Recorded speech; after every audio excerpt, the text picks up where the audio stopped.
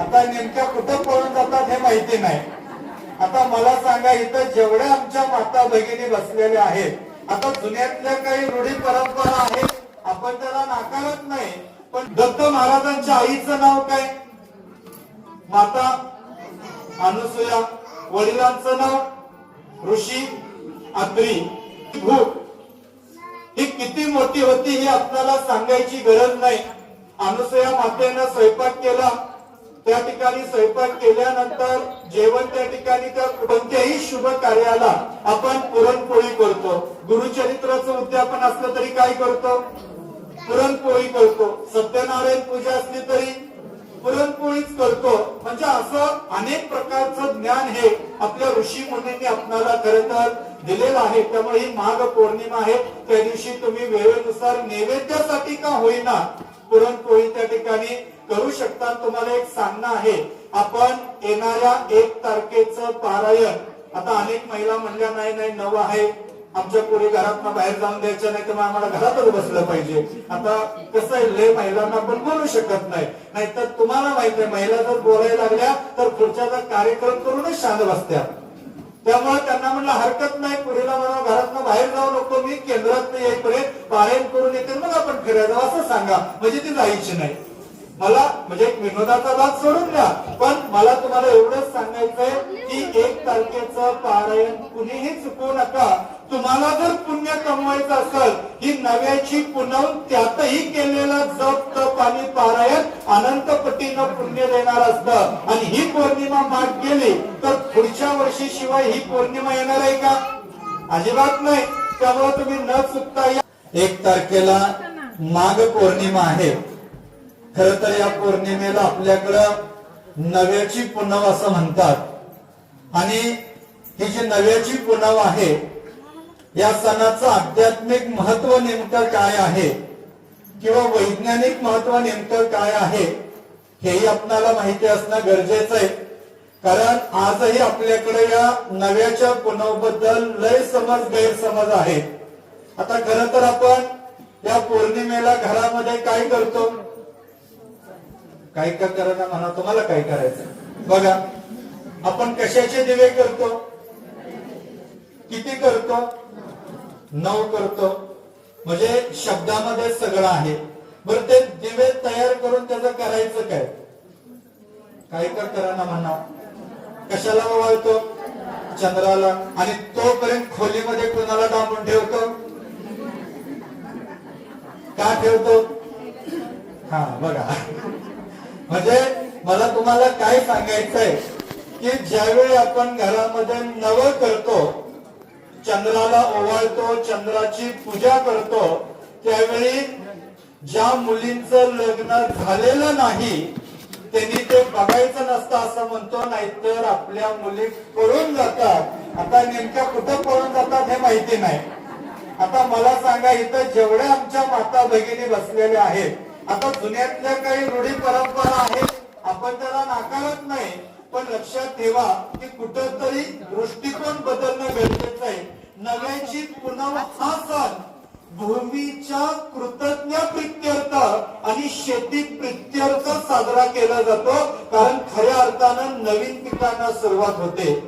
हे याचा आध्यात्मिक, या नव्याच्या पुनव म्हणजे या उत्सवाचं औचित्य साधून आता जप तप याचा अर्थ आध्यात्मिक सेवा. आणि त्या दिवशी आपल्या आगाशू केंद्रामध्ये हवनयुक्त 1 दिवसीय गुरुचरित्र पारायण दर पौर्णिमेचा असणार आहे.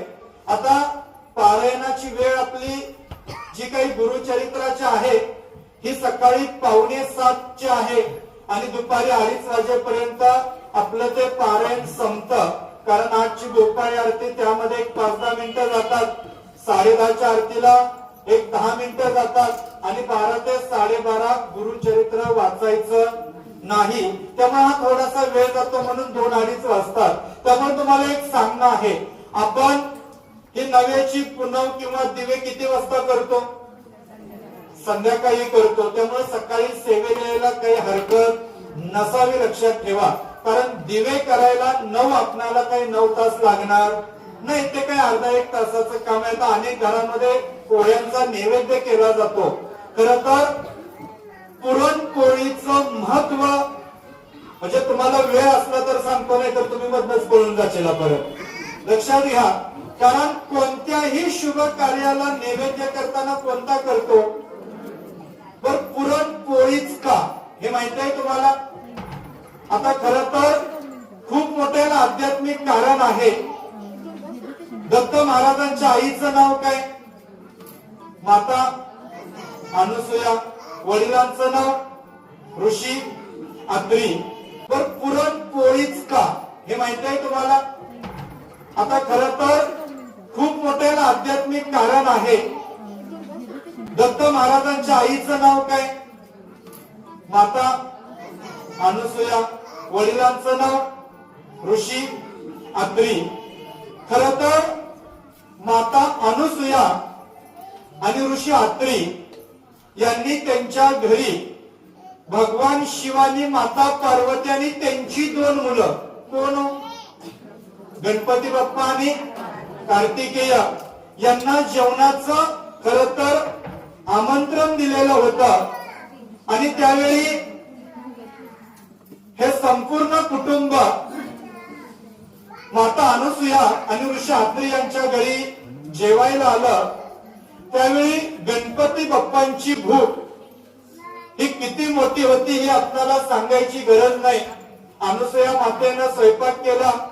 त्या ठिकाणी स्वयंपाक केल्यानंतर जेवण त्या ठिकाणी त्या कुटुंबाला वाढलं.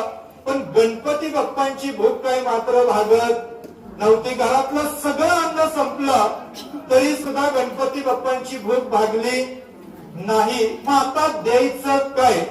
बघा, मग घरामध्ये जे पीठ होत त्या पिठाची कणिक तयार करून, ज्याला पुरण आपण म्हणतो, लक्षात ठेवा, म्हणजे पुरून उरेल असं ते पीठ त्याच्यामध्ये डाळीचा आपण जे म्हणतो पुरण करतो त्या पद्धतीनं भरडून अन्न टाकून त्याच्यामध्ये गणपती बाप्पांना ते खायला दिलं. आणि त्यावेळी गणपती बाप्पांची भूक भागली.